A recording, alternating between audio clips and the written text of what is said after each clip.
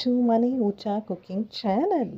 ಇವತ್ತು ನಾವು ಸೋಯಾಬೀನ್ ಮತ್ತು ಕ್ಯಾಪ್ಸಿಕಮ್ ಬಳಸಿ ಪಲ್ಯ ಮಾಡೋದು ಹೇಗೆ ಎಂದು ನೋಡೋಣ ಬನ್ನಿ. ಮೊದಲು ಒಂದು ಪ್ಯಾನ್ಗೆ 1-2 ಸ್ಪೂನ್ ಎಣ್ಣೆ ಕಾಯಕ್ಕಿಟ್ಕೊಳ್ಳಿ. ಎಣ್ಣೆ ಕಾಯೋ ಅಷ್ಟರಲ್ಲಿ ನಾವು ಸೋಯಾಬೀನ್ನ ನೀರಲ್ಲಿ ನೆನೆಸಿದ್ವಿ. ಆ ನೀರನ್ನೆಲ್ಲ ಚೆನ್ನಾಗಿ ಸ್ಕ್ವೀಸ್ ಮಾಡಿಬಿಟ್ಟು ಒಂದು ಚೂರು ನೀರಿಲ್ಲದೇ ತರ್ತರಿಯಾಗಿ ಪೌಡ್ರ್ ಮಾಡ್ಕೊಳ್ತಾ ಇದ್ದೀವಿ ಸೋಯಾಬೀನ್ನ.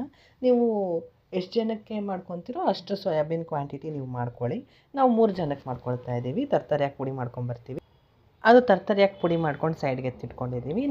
ಅಷ್ಟರಲ್ಲಿ ಎಣ್ಣೆ ಕಾದಿತ್ತಲ್ಲ, ಅದಕ್ಕೆ ಸಣ್ಣಕ್ಕೆ ಹೆಚ್ಚಿರುವ ಈರುಳ್ಳಿಯನ್ನು ಹಾಕ್ಕೊಳ್ತಾ ಇದ್ದೀವಿ. ಇದಕ್ಕೆ ಸಣ್ಣಕ್ಕೆ ಹೆಚ್ಚಿರಬೇಕು ಈರುಳ್ಳಿ ಎಲ್ಲ ಲೈಟ್ ಕಲರ್ ಟರ್ನ್ ಆಗಬೇಕು, ಸಾಫ್ಟ್ ಆಗಬೇಕು, ಅಲ್ಲಿವರೆಗೂ ಸ್ವಲ್ಪ ಫ್ರೈ ಮಾಡ್ಕೊಳ್ಳಿ. ಈ ಥರ ಇದಕ್ಕೆ ಒಂದು ಟೀ ಸ್ಪೂನ್ ಆಗುವಷ್ಟು ಶುಂಠಿ ಬೆಳ್ಳುಳ್ಳಿ ಪೇಸ್ಟ್ನ ಹಾಕ್ಕೊಂಡಿದ್ದೀವಿ, ಚೂರು ಹಾಕ್ಕೊಂಡು ಅದು ಅಷ್ಟೇ ಫ್ರೈ ಮಾಡ್ಕೊಳ್ತಾ ಇದ್ದೀವಿ. ಈ ಥರ ಇದಕ್ಕೆ ಹಸಿಮೆಣ್ಸಿನ್ಕಾಯಿ, ಈ ಹಸಿಮೆಣ್ಸಿನ್ಕಾಯಲ್ಲಿ ಬೀಜ ಎಲ್ಲನೂ ಸಪ್ರೇಟ್ ಮಾಡಿಬಿಟ್ಟು ಸಣ್ಣಕ್ಕೆ ಹೆಚ್ಚಿಬಿಟ್ಟು ಹಾಕ್ಕೊಂಡಿದ್ದೀವಿ. ಯಾಕಂದರೆ ಬೀಜ ಇದ್ದರೆ ಖಾರ ಆಗುತ್ತೆ, ಅದಕ್ಕೋಸ್ಕರ. ನಂತರ ಇದಕ್ಕೆ ರೆಡ್ ಕ್ಯಾಪ್ಸಿಕಮ್ ಯೂಸ್ ಮಾಡ್ಕೊಳ್ತಾ ಇದ್ದೀವಿ. ರೆಡ್ ಕ್ಯಾಪ್ಸಿಕಮ್ ಮತ್ತು ಟೊಮೆಟೊ 2 ಯೂಸ್ ಮಾಡ್ಕೊಳ್ತಾ ಇದ್ದೀವಿ. ನೀವು ರೆಡ್ ಕ್ಯಾಪ್ಸಿಕಮ್ ಇಲ್ಲ ಅಂದರೆ ಗ್ರೀನ್ ಕ್ಯಾಪ್ಸಿಕಮ್ನ ಯೂಸ್ ಮಾಡ್ಕೊಳ್ಳಿ. ರೆಡ್ ಹಾಕಿದ್ರೂ ಟೇಸ್ಟ್ ಇರುತ್ತೆ, ಗ್ರೀನ್ ಹಾಕಿದ್ರೂ ಟೇಸ್ಟ್ ಇರುತ್ತೆ. ಎಲ್ಲನೂ ಹಾಕ್ಕೊಂಡು ಚೆನ್ನಾಗಿ ಫ್ರೈ ಮಾಡ್ಕೊಳ್ಬೇಕು.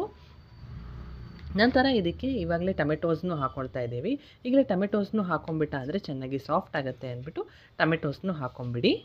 ಅಷ್ಟರಲ್ಲಿ ನಾವು ರುಚಿಗೆ ತಕ್ಕಷ್ಟು ಉಪ್ಪನ್ನು ಹಾಕ್ಕೊಂಡು ಚೆನ್ನಾಗಿ ಫ್ರೈ ಮಾಡ್ಕೊಳ್ತಾ ಇದ್ದೀವಿ. ಇದೆಲ್ಲ ಚೆನ್ನಾಗಿ ಸಾಫ್ಟ್ ಆಗಬೇಕು, ಚೆನ್ನಾಗಿ ಫ್ರೈ ಆಗಬೇಕು. ಇದು ಚಪಾತಿಗಂತೂ ಒಳ್ಳೆ ಕಾಂಬಿನೇಷನ್. ಈ ಥರನೂ ಒಂದ್ಸತಿ ಟ್ರೈ ಮಾಡಿ ನೋಡಿ. ಟೊಮೆಟೋಸ್ನು ಹಾಕಿಬಿಟ್ಟು ಅದನ್ನು ಅಷ್ಟೇ ಟೊಮೆಟೋಸ್ ಸಾಫ್ಟ್ ಆಗೋವರೆಗೂ ಚೆನ್ನಾಗಿ ಫ್ರೈ ಮಾಡ್ಕೊಳ್ಬೇಕು. ಇದು ಎಲ್ಲನೂ ಚೆನ್ನಾಗಿ ಫ್ರೈ ಆದ್ರೇ ಟೇಸ್ಟ್ ಸಿಗೋದು, ಇಲ್ಲ ಅಷ್ಟು ಟೇಸ್ಟ್ ಇರೋದಿಲ್ಲ. ತುಂಬ ರುಚಿಕರವಾಗಿರುತ್ತೆ. ಚಪಾತಿಗಂತೂ ಪ್ರೋಟೀನ್ ರೆಸಿಪಿ, ಇದು ಹೆಲ್ತಿ ರೆಸಿಪಿ. ನೀವು ಮಕ್ಕಳಿಗೆ ಕೊಟ್ಟ ಅಂದರೆ ತುಂಬ ಇಷ್ಟಪಟ್ಟು ತಿಂತಾರೆ.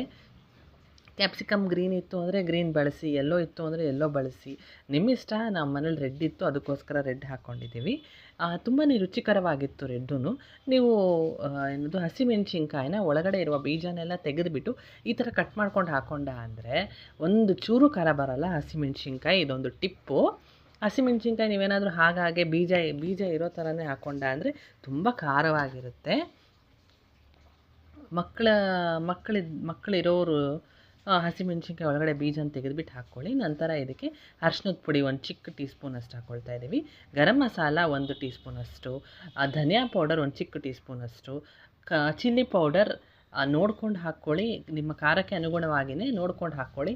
ಯಾಕಂದರೆ ನಾವು ರೆಡ್ ಚಿಲ್ಲಿನ ಗ್ರೀನ್ ಚಿಲ್ಲಿನ ನಾವು ಬೀಜ ಎಲ್ಲ ತೆಗೆದುಬಿಟ್ಟು ಹಾಕ್ಕೊಂಡಿರ್ತೀವಲ್ವ, ಅದಕ್ಕೆ ನೋಡ್ಕೊಂಡು ಹಾಕ್ಕೊಳ್ಳಿ. ಯಾಕಂದರೆ ಗ್ರೀನ್ ಚಿಲ್ಲಿನೂ ಸ್ವಲ್ಪ ಲೈಟ್ ಖಾರ ಬಂತು ಅಂದರೆ ಸ್ವಲ್ಪ ಖಾರ ಆಗುತ್ತೆ ಅಂತ ನೋಡಿಕೊಂಡು ಹಾಕ್ಕೊಳ್ಳಿ ನೀವು ಖಾರದ ಪುಡಿನ. ಇದೆಲ್ಲನೂ ಮಸಾಲ ಎಲ್ಲನೂ ಚೆನ್ನಾಗಿ ಫ್ರೈ ಆಗಬೇಕು. ನಂತರ ಇದಕ್ಕೆ ತರ್ತರಿಯಾಗಿ ಪೌಡ್ರ್ ಮಾಡ್ಕೊಂಡಿರ್ತೀವಲ್ವ ಸೋಯಾ ಚಂಕ್ಸ್ನ, ಅದನ್ನು ಹಾಕ್ಕೊಳ್ತಾ ಇದ್ದೀವಿ. ನೋಡಿ, ಈ ಥರ ಪೌಡ್ರ್ ಮಾಡ್ಕೊಳ್ಳಿ ಸಾಕು. ಸ್ವಲ್ಪ ತರ್ತರಿಯಾಗಿರಬೇಕು, ದಪ್ಪ ಇರಬಾರ್ದು, ತರ್ತರಿಯಾಗಿರಬೇಕು. ಆಮೇಲೆ ಇದಕ್ಕೆ ಒಂದು ಗ್ಲಾಸಷ್ಟು ನೀರನ್ನ ಹಾಕಿಬಿಟ್ಟು ಚೆನ್ನಾಗಿ ಕುದಿಯಲು ಬಿಡಿ, ಫ್ರೈ ಆಗಲು ಬಿಡಿ. ಹಸಿ ವಾಸನೆ ಎಲ್ಲ ಹೋಗೋವರೆಗೂ ಚೆನ್ನಾಗಿ ಫ್ರೈ ಮಾಡಲು ಬಿಡಬೇಕು. ಹೀಗೆ ಗಾರ್ನಿಷ್ಗೆ ನೀವು ಕೊತ್ತಂಬರಿ ಸೊಪ್ಪನ್ನ ಸಣ್ಣಕ್ಕೆ ಹೆಚ್ಚಿಬಿಟ್ಟು ಹಾಕೊಂಡ ಅಂದರೆ ಸೋಯಾ ಚಂಕ್ಸ್ ಕ್ಯಾಪ್ಸಿಕಮ್ ಪಲ್ಯ ಸವಿಯಲು ಸಿದ್ಧ. ಮಾಡ್ಕೊಳ್ಳಿ, ತಿನ್ಕೊಳ್ಳಿ. ಚಪಾತಿ ಜೊತೆ ತುಂಬಾ ರುಚಿಕರವಾಗಿರುತ್ತೆ. ನೀವು ಒಂದ್ಸತಿ ಟ್ರೈ ಮಾಡಿ ನೋಡಿ. ನಿಮಗೆ ನಮ್ಮ ಚಾನಲ್ ಇಷ್ಟವಾದಲ್ಲಿ ಪ್ಲೀಸ್ ಲೈಕ್, ಶೇರ್, ಸಬ್ಸ್ಕ್ರೈಬ್ ಮಾಡಲು ಮಾತ್ರ ಮರಿಬೇಡಿ. Thank you for watching.